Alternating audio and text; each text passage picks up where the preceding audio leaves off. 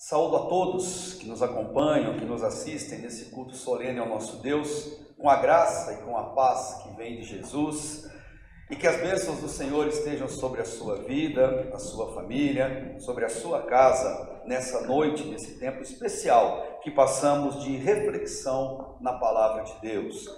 Um grande poeta latino-americano, muito reconhecido, Pablo Neruda, ele disse algo certa vez, entre muitas de suas poesias, que tem muito de bíblico em sua fala. Ele disse que todos nós somos livres para fazer nossas escolhas, mas somos prisioneiros das consequências delas.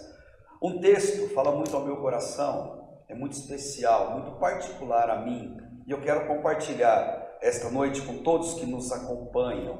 Um texto que mostra na palavra de Deus que toda decisão errada que tomamos, ela nos traz uma consequência certa. Decisões erradas, discutir com seu cônjuge em casa, brigar, inclusive provocando violência psicológica, violência física, é uma decisão errada. Beber e brigar é uma decisão errada. Beber, brigar e ter uma arma em casa é uma decisão mais errada ainda. E as consequências são certas diante de uma realidade como essa.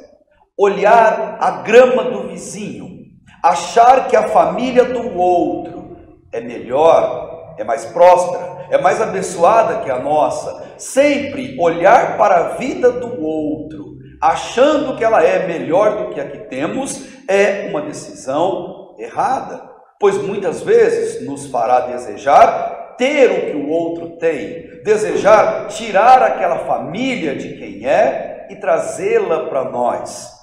Especialmente em Jó, a palavra de Deus condena veementemente esse tipo de prática. Deus não transforma o errado em certo em hipótese nenhuma, porque Deus ama a família constituída sobre a graça dele. Desesperar diante de uma situação ruim, negativa, como vivemos, experimentamos nesse tempo, é uma decisão errada, pois se desesperarmos, deixamos de confiar em Deus. Tem gente que pode desistir da vida, adoecer emocionalmente, tem gente que pode tomar atitudes em busca do sustento e de repente parar num presídio ou até mesmo ir parar em um cemitério. Desistir ou desesperar da situação que vivemos é uma decisão errada e ela vai trazer consequências certas, isso é fato em nossa vida. Deixe-me dizer mais, pegar atalhos na família é uma decisão errada. Precisa de dinheiro e fazer saques indevidos de ajudas governamentais, quando você não faz parte daquele rol que está colocado ali, e você vai ter que mentir para receber esse valor, isso é uma afronta ao Deus da verdade, ao Deus verdadeiro, ao Deus que espera de nós caráter, que espera de nós integridade. Isso é amor ao dinheiro, isso é mamon, e a palavra de Deus é muito clara.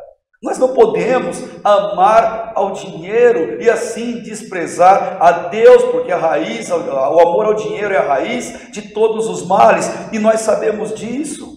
Arrumar mais e mais trabalho, mais e mais atribuições que nos tiram de casa, que nos tiram do convívio, e eu vou além, que nos tiram da adoração a Deus. Acompanhe as pesquisas recentes. Mais da metade dos membros de igrejas não estão assistindo aos cultos online de suas igrejas. As pessoas estão esfriando e deixando a coisa acontecer, pois estão se acostumando com esse distanciamento que é tão perigoso. O que você faz sem ninguém ver, o que fazemos em oculto, é a melhor definição de caráter. Caráter é o que você é entre quatro paredes, é o que você é quando ninguém está vendo. Caráter é santidade, caráter é sinônimo de uma vida com Deus. Usar atalhos é uma decisão errada. Usar aplicativos para encontros casuais, esse não é o caminho para constituir uma família. Tinder não é lugar para achar uma boa esposa, não é lugar para achar um bom marido, não é lugar para achar uma relação sexual abençoada por Deus. Não é. Isso é atalho, e todo atalho é uma decisão errada. E toda decisão errada, ela traz uma consequência certa. Tem lugares certos para se fazer isso em nossa vida. Decisões erradas, e são tantas em nossa vida. Mas eu cito mais uma. Não pedir ajuda é uma decisão errada. Quando uma crise se abater sobre a nossa vida, sobre a nossa família, quando uma dúvida, quando uma dificuldade se abater sobre nós, se isolar não é uma opção. Se esconder não é uma opção. Nós precisamos contar com a ajuda dos outros irmãos. Nós precisamos de gente. Se esconder é uma decisão errada, e toda decisão errada, ela traz uma consequência certa na nossa vida, na nossa família. A vida, ela exige que tomemos decisões. Estamos passando por momentos que estão cobrando de nós que tomemos decisões, certas ou erradas, elas nos trarão alguma consequência. E uma decisão errada, que traz uma consequência certa, ela não é uma maldição, como muitos pensam e até afirmam. Ela é simplesmente um resultado naturalístico de nossas ações. Mas a palavra de Deus, ela nos desafia a tomarmos decisões debaixo da graça de Deus, decisões que nos façam depender de Deus, decisões que nos tragam bênçãos do céu e bênçãos sem fim sobre a nossa vida. Eu quero te convidar, apanhe sua Bíblia e abra no livro de Ruth. O livro de Ruth, logo depois do Pentateuco, vai ter Josué, Juízes e Ruth. Abra o livro de Ruth, no capítulo 1. Vamos passar pelo versículo 1 até o versículo 6 e conhecer uma história contada em forma narrativa. Uma história que fala de valores espirituais muito fundamentais, que sempre fala ao meu coração, que sempre mexe com as nossas emoções, e eu quero compartilhar com toda a sinceridade e humildade do meu coração com você nessa noite. Ruth, capítulo 1, do versículo 1 ao versículo 6. Na palavra de Deus, nos desafia e diz exatamente isso. Na época em que os juízes governavam, houve fome na terra. Por isso, um homem de Belém de Judá foi morar por um tempo na terra de Moabe com sua mulher e os 2 filhos. E a partir do versículo 1, eventos vão se desenrolar. E eu quero passear com você por esses textos para que a gente compreenda o que de fato a palavra de Deus está nos ensinando. Que dias eram aqueles? Que época era aquela que eles viviam? E você vai perceber que milhares de anos, dezenas de séculos passados, a situação ainda é a mesma. No dia que juízes governavam a terra, houve uma fome, houve uma dificuldade. A terra se abateu por essa dificuldade que teve sobre ela. E há muito pouco tempo passado, Deus havia prometido dar aquela terra à família dele. Deus prometeu a terra que manava leite e mel. Ele prometeu que o povo dele habitaria na terra de Belém. E Belém significa casa do pão. E Deus prometeu que nunca faltaria pão na casa do pão. Ele prometeu que a família dele ali estabelecida, ela gozaria de prosperidade, gozaria de fartura. Não faltaria pão na casa do pão. Mas nós nos esquecemos de algumas coisas. Quando Deus diz que algo não vai faltar, o que Ele quer dizer é que Ele não vai nos faltar. Em nossa vida, nós poderemos ter falta de muitas coisas. Em nossa família, muitas coisas faltarão, mas Deus nunca faltará. Deus sempre permanecerá ao nosso lado.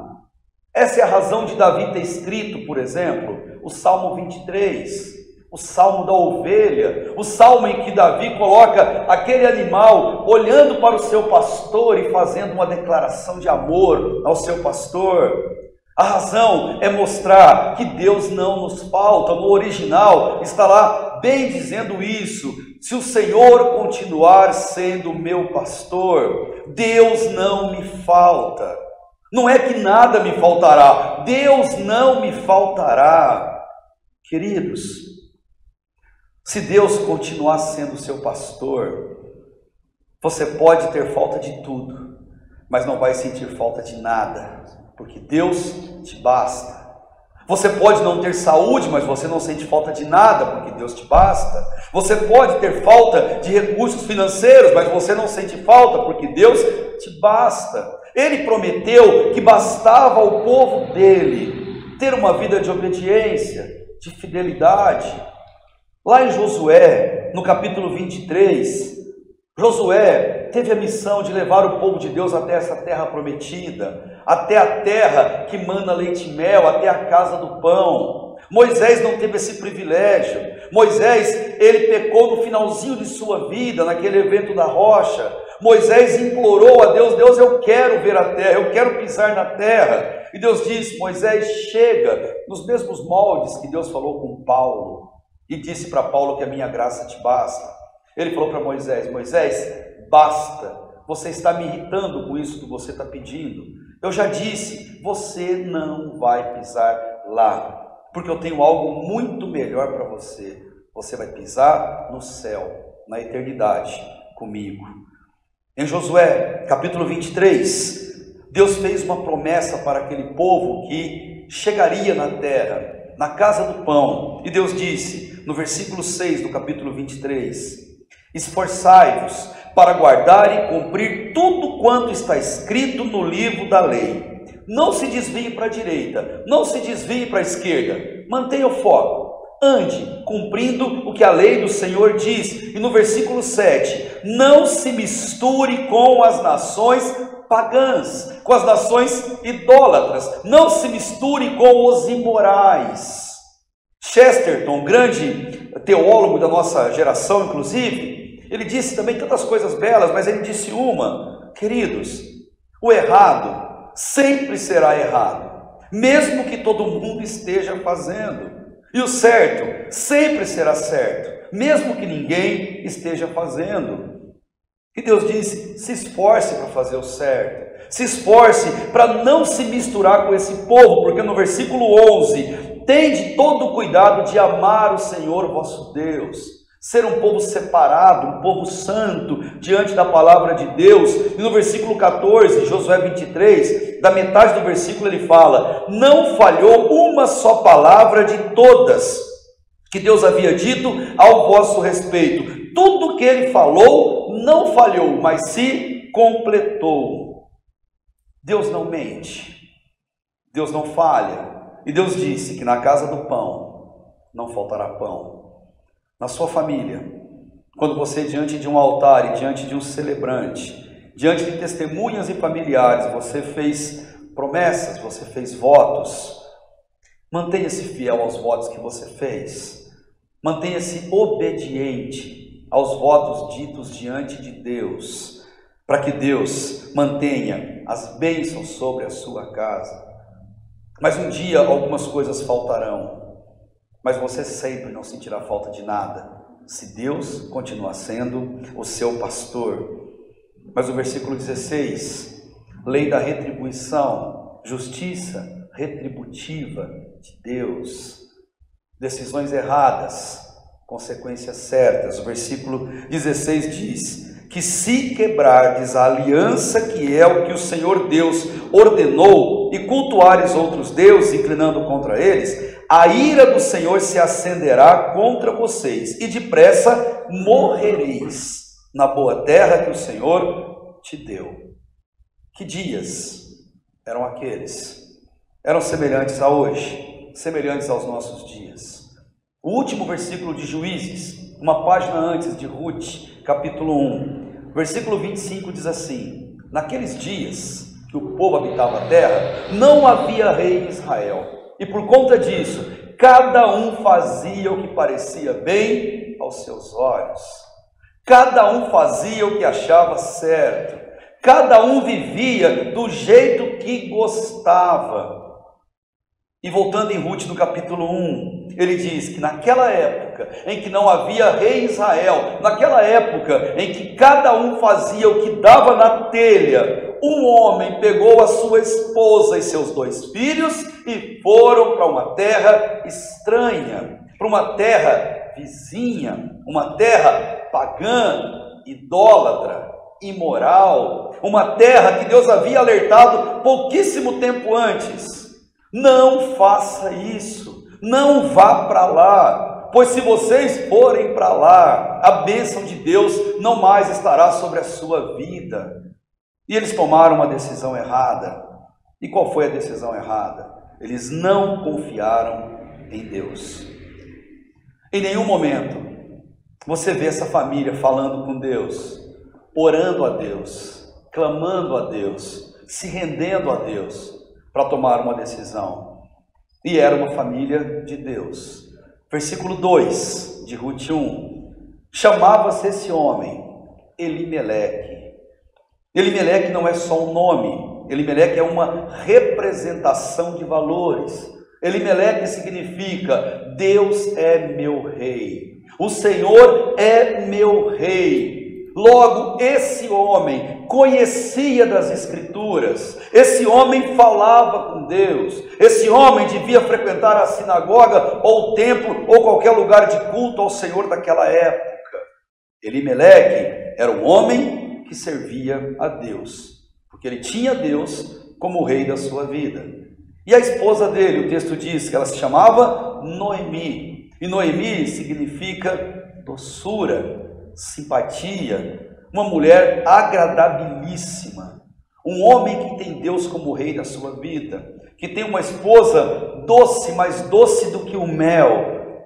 É uma família linda, estruturada. É aquela família que às vezes você vê a foto em rede social, de uma viagem, de um lugar bacana, em uma igreja, em um evento especial. Eles eram uma família assim, uma família que conhecia ao Deus de Israel.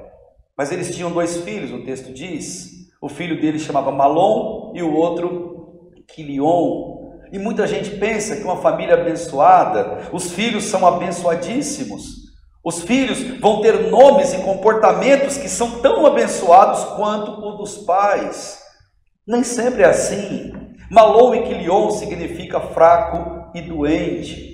Nessa família de Deus, os filhos eram fracos e doentes. Permita-me dizer a você, todos os nossos filhos são Malom e Quilion. Nossos filhos são fracos, nossos filhos são nos dados como herança de Deus, para que a gente aponte o caminho, para que a gente dê a eles pelo menos uma chance deles não irem para o inferno. Eles estão dados em nossa vida, para que eu diga para eles: você é fraco, mas Deus é forte, dependa de Deus.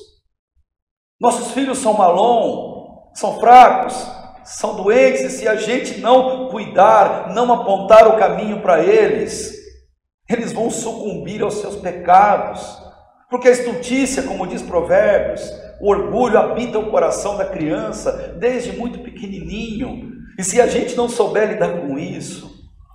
E eles eram o povo de Belém, da casa do pão, mas eles resolveram ir para Moabe. Moabe é o nome de um dos filhos de Ló. Moabe significa filhos do pai, ou aqueles que seguem o seu pai. E o seu pai aqui não é Deus, o seu pai é Ló. E se você quer saber quem foi Ló, Ló viveu em Sodoma e Gomorra, e você vai saber exatamente qual era o comportamento das pessoas em Moabe.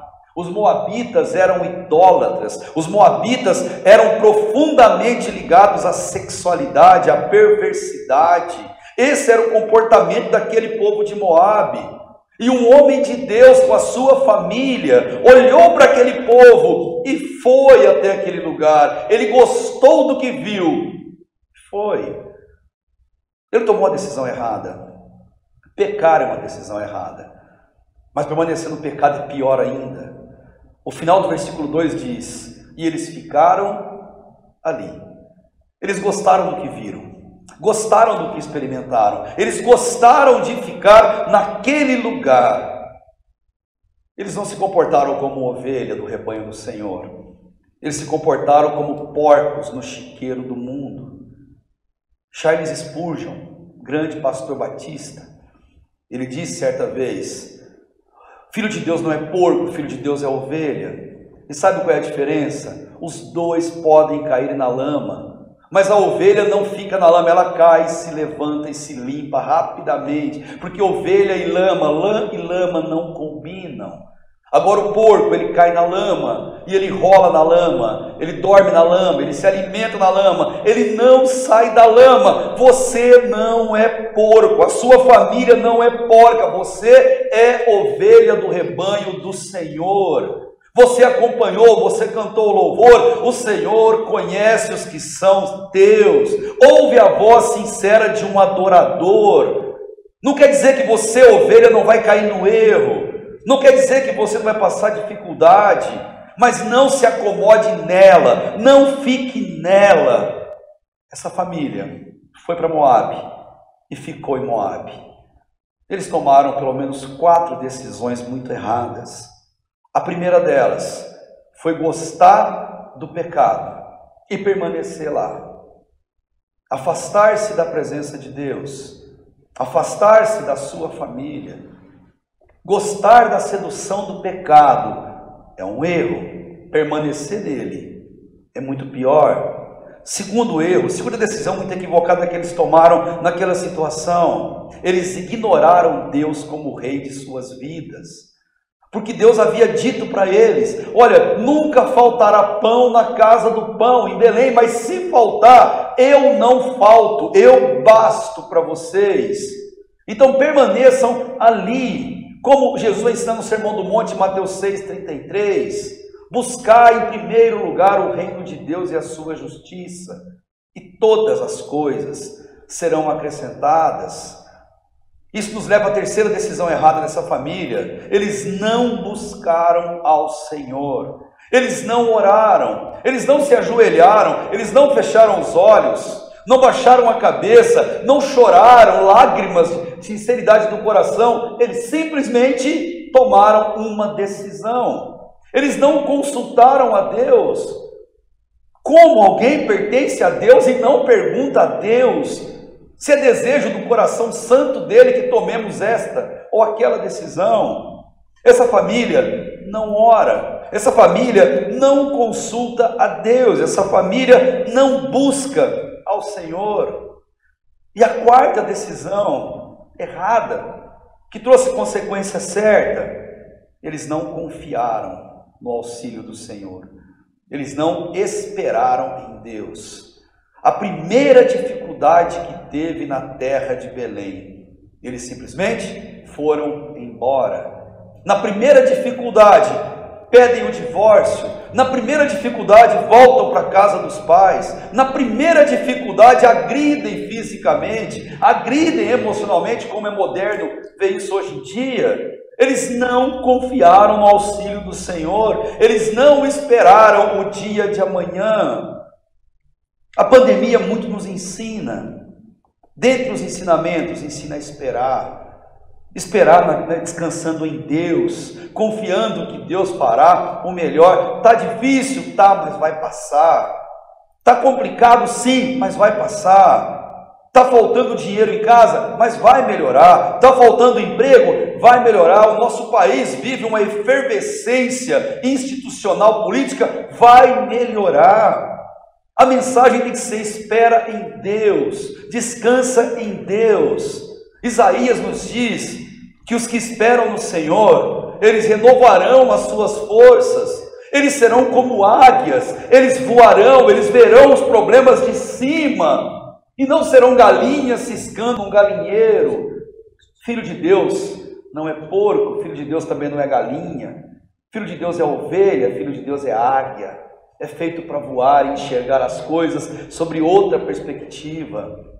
Isso é possível quando se espera no Senhor, ou como Davi também ensina no Salmo: eu esperei com paciência no Senhor, e o Senhor se inclinou para mim e ouviu o meu clamor. 4 decisões erradas que trouxeram confusões certas na vida deles. Deus disse que nunca faltaria pão na terra do pão. Parece ironia, Mas no versículo 6, depois de 5 versículos de uma história trágica, no versículo 6, mostra o final do versículo, que o Senhor havia visitado o seu povo, lá de Belém, dando-lhe pão. Porque Deus cumpre as suas promessas. Ele disse que nunca faltaria pão na casa do pão. Mas a decisão deles já estava tomada. Eles já estavam em Moabe. E as consequências da decisão errada, elas são certas, do jeito que Deus prometeu em Josué 23. Observa o versículo 3 de Ruth, capítulo 1. Primeira consequência da decisão: e morreu Elimeleque. Morreu o homem, mas morreu também o princípio, morreu também a esperança, morreu também o significado que esse nome tem. Diante de uma decisão errada, o primeiro que morre é a nossa percepção de quem é Deus. Deus não deixa de ser rei sobre a nossa vida, mas nós podemos sentir Deus distantes de nós. Embora Ele não se distancie, nós nos distanciamos da presença santa dEle. Deus nunca nos abandona, mas nós abandonamos a presença dEle. Primeira consequência de uma decisão errada: Deus é meu rei, morre em nossa vida. E Noemi ficou ela sozinha com seus 2 filhos. Hoje, uma mulher cuidar de 2 filhos sozinha já é uma dificuldade. Milhares de anos passados, isso era algo impossível, terrível e trágico. Pois numa cultura patriarcal como se vivia naquela época, uma mulher viúva valia menos do que nada. Ela dependeria de ajuda de todos para sobreviver, senão essa mulher ficaria completamente desamparada. Uma decisão errada trouxe uma consequência trágica para a vida dessa mulher. Ela fica com os 2 filhos, Malom e Quilion, o fraco e o doente. E o versículo 4 nos diz que eles se casaram com mulheres moabitas, porque eles gostaram daquele lugar. E o final do versículo 4 diz que eles ficaram ali por quase 10 anos. Eles gostaram do que viram, gostaram da diferença, gostaram do pecado, e eles não cogitam voltar à presença de Deus. Eles simplesmente criam raízes naquele lugar. Eles se casam com mulheres dali. Uma se chama Orfa, outra se chama Ruth. Orfa era aquela péssima nora, aquela nora que sogra nenhuma queria ter. Orfa significa independente, significa uma mulher que não se submete, uma mulher altiva. Essa é Orfa. E quanta desgraça a Orfa deve ter trazido na vida de Noemi durante esses quase 10 anos que permaneceu casada com o filho dela. Mas a outra, por graça de Deus, se chamou Ruth. E Ruth significa preciosa companheira, ou amiga e companheira. Os 2 filhos se casaram com mulheres da terra.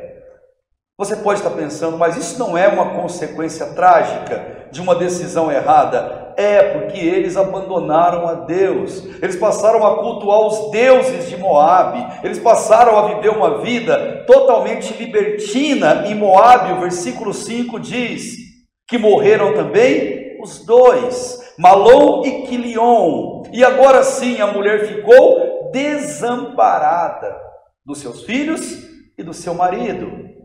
A situação ficou ruim para Noemi, agora ficou péssima. Noemi não tinha mais em quem se apegar, num país estranho, com pessoas estranhas, com 2 noras que nem eram do povo de Deus, mas daquele povo estranho.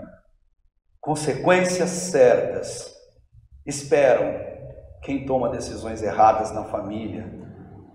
O final do versículo diz que ela ficou completamente desamparada. E desamparada é uma pessoa sem qualquer tipo de amparo, ou uma pessoa na mais completa solidão. Você quer entender o que é solidão? Não vá à Bíblia, vá à poesia. Por exemplo, Chico Buarque, ele escreveu uma poesia dizendo o que é solidão. E ele explica longamente o que não é solidão. Não é solidão. Solidão não é saudade, solidão não é carência, solidão não é falta de equilíbrio. Solidão é quando se perde de si mesmo e procura em vão pela sua alma. Solidão é sentir-se só em meio a uma multidão. Solidão é sentir-se completamente despreparado, desequilibrado e não tem onde se apegar ou em quem se apegar. Noemi ficou completamente desamparada. Quantos nos ouvem nesse culto e já ficaram completamente desamparados por conta de uma decisão errada? Ou sua, ou de alguém na sua família que você ama demais? Quantos estão nos ouvindo agora, estão completamente desamparados, estão com o coração completamente quebrado, estão nesse exato momento lembrando de coisas, de pessoas que fizeram você chegar a esse ponto de solidão, ou lembrando do seu próprio erro, da sua própria decisão que te trouxe para esse momento? Noemi, ela ficou assim. O versículo 19 de Ruth, capítulo 1, ele mostra algo interessante de como essa mulher ficou desesperada.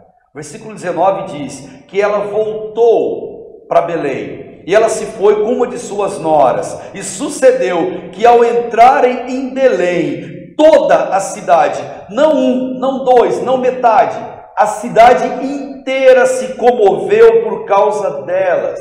A cidade viu aquela mulher entrando, viu Ruth com ela, e aquelas pessoas não acreditavam que aquela era Noemi.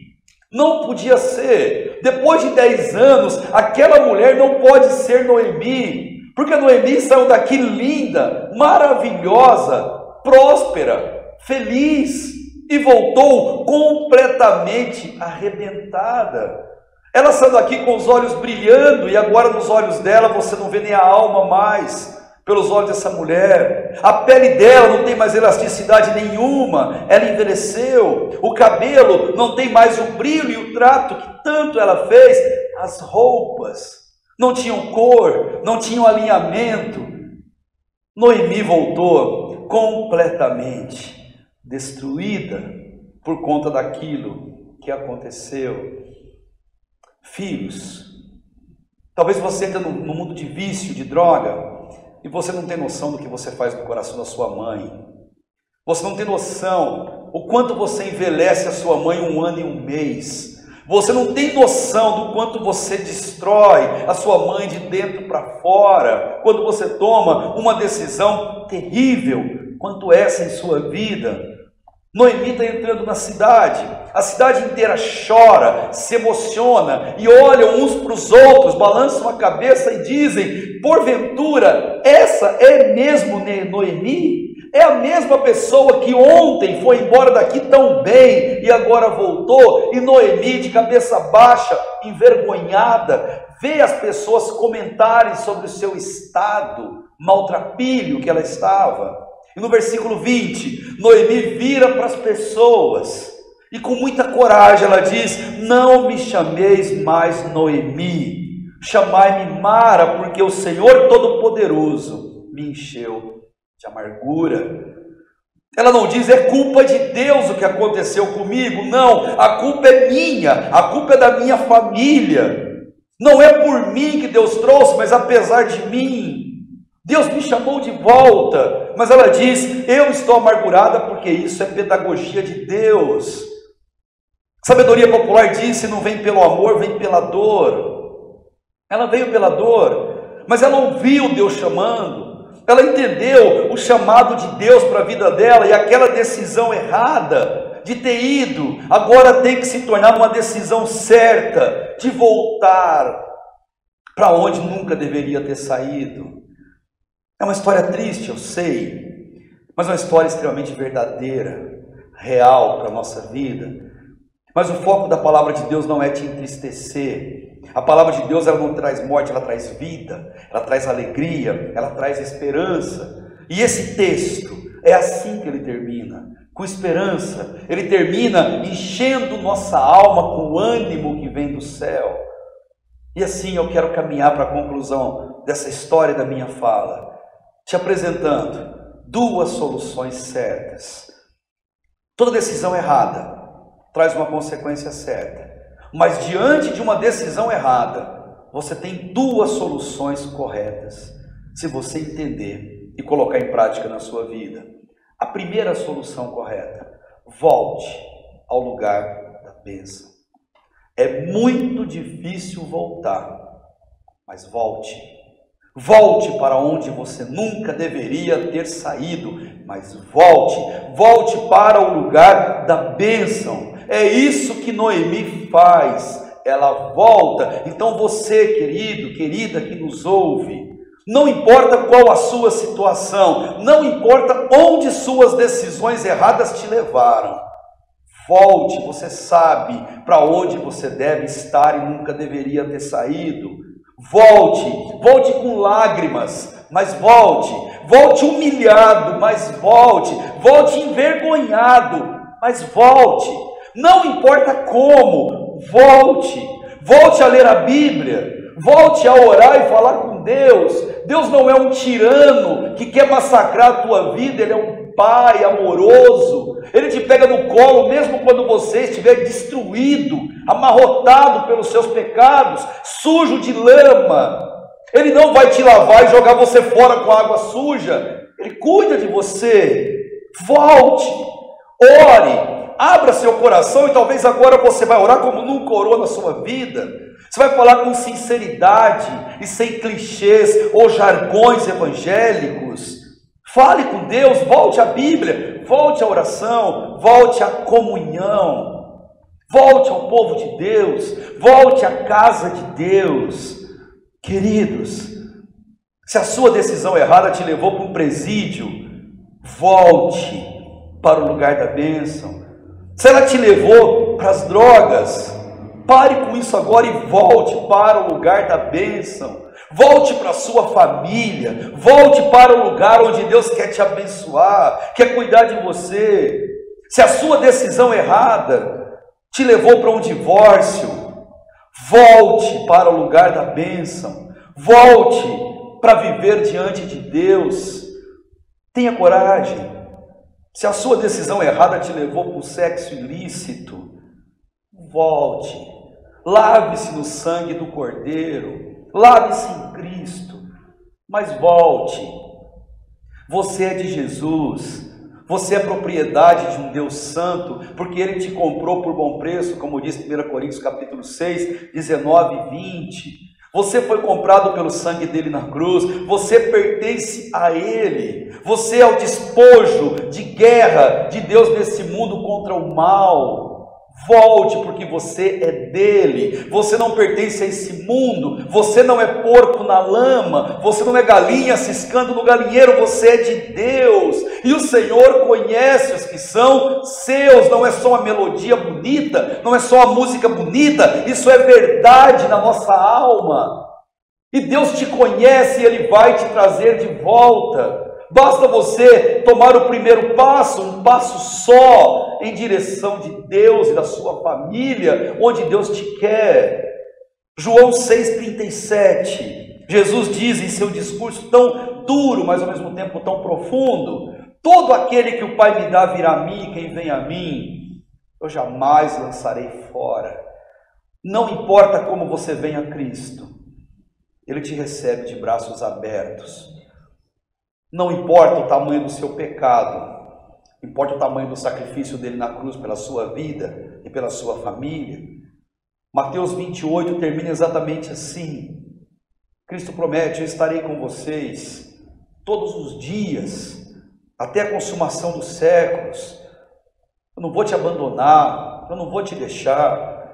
Ele está com você enquanto você corre ou caminha fazendo atividade física. Ele está com você enquanto você trabalha, enquanto você estuda.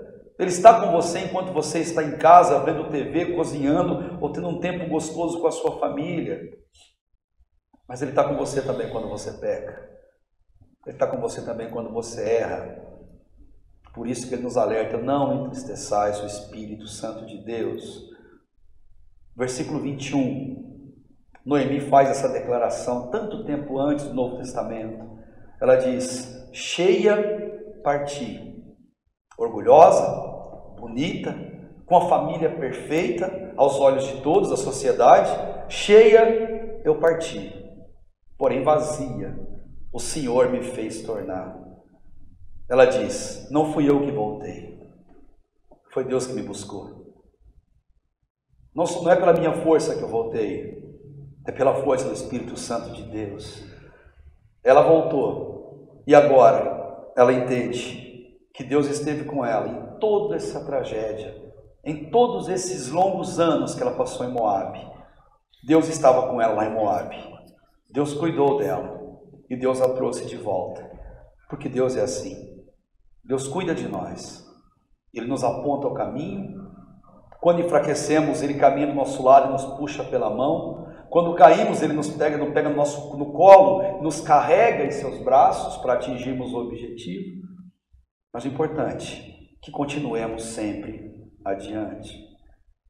Quando falo dessa mensagem, eu gosto sempre de lembrar da poesia eternizada na música popular brasileira, a música que conta a história de uma pessoa que teve um sonho. E naquele sonho, essa pessoa viu como se na frente dela abrisse uma tela enorme, tipo uma tela de cinema. E essa pessoa estava caminhando na praia, com aquele cheiro gostoso de praia, aquela brisa agradável de praia. E ela com os pés molhados na areia, ela vai andando e vendo aquela tela diante dela. Ela olha do lado direito e ela vê Jesus caminhando do lado dela.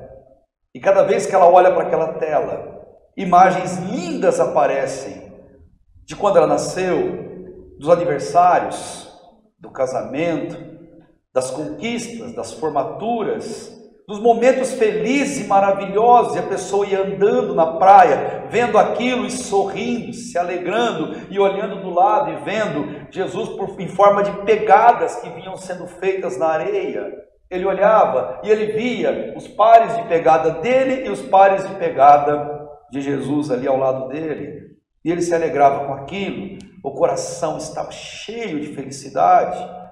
De repente, como num blackout, a tela escurece, e agora começa a passar um outro filme, outra fita começa a rodar, e nessa fita, tristeza, desgosto, ele começa a ver cada decepção que teve na vida, cada dificuldade, cada pecado, cada queda, cada rejeição, cada humilhação, e ele vai vendo aquelas cenas, ele vai se entristecendo, ele vai chorando, mas ele vai andando e vendo aquilo, e ele olha do lado e não vê mais um par de pegada que estava do lado das pegadas dele, ele só vê um par de pegada, e ele vai ficando revoltado com aquilo, ele fica revoltado com toda aquela situação, e ele percebe no seu coração pecaminoso que Deus só é Deus da vida dele quando ele está bem, que Deus só foi Deus quando tudo ia bem, agora que tudo vai mal, parece que Deus simplesmente o abandonou. Então ele começa a questionar Deus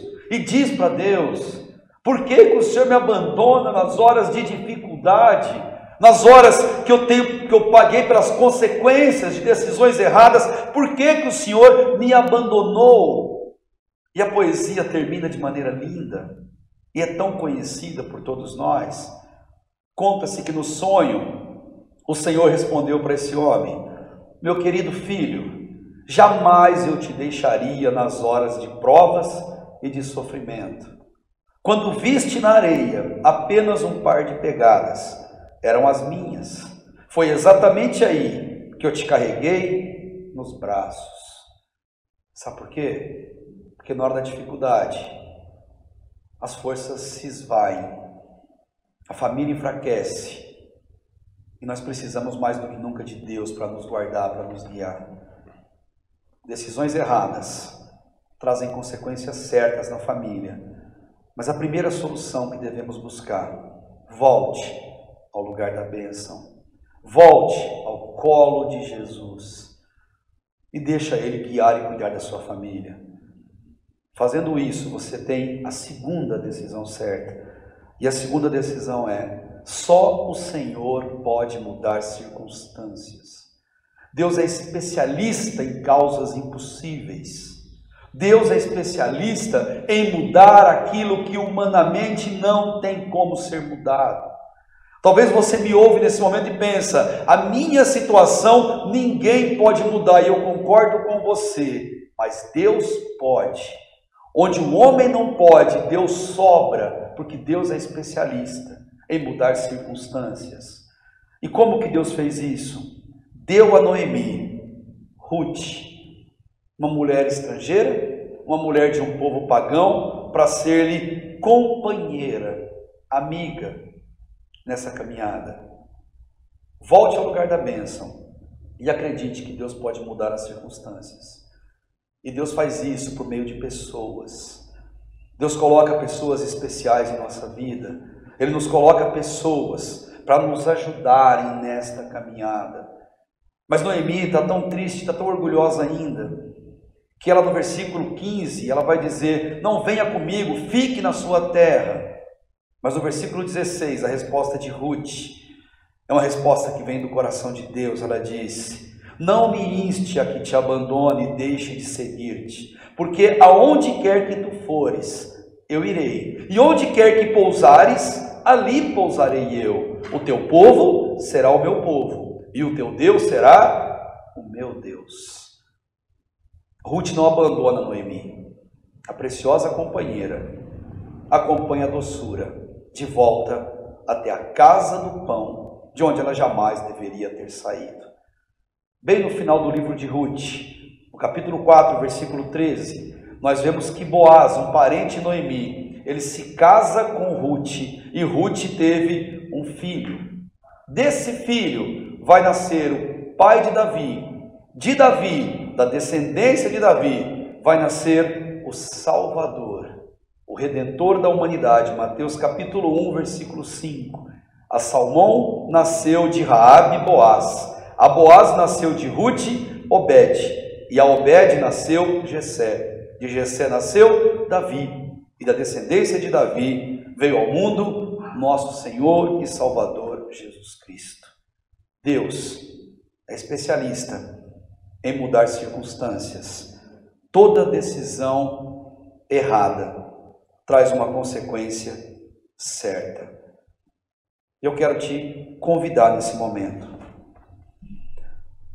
a pensar um pouco na sua vida, na sua família. Talvez enquanto você me ouve, você está lembrando de decisões que tomou, ou talvez que você tem tomado. Talvez enquanto você me ouve, você sente o gosto podre da lama em que você está enfiado. Talvez enquanto me ouve, você sente o gosto salgado da lágrima descendo sobre o seu rosto. Talvez enquanto me ouve, você está com a voz embargada dentro de você por pensar nisso. Mas esse texto é para te trazer esperança. Esse texto é para te dizer, volte ao lugar da bênção. Volte à presença santa de Deus. Volte ao arrependimento sincero. Volte para debaixo do sangue precioso de Cristo na cruz e deixe Deus mudar a circunstância errada que aflige a sua vida.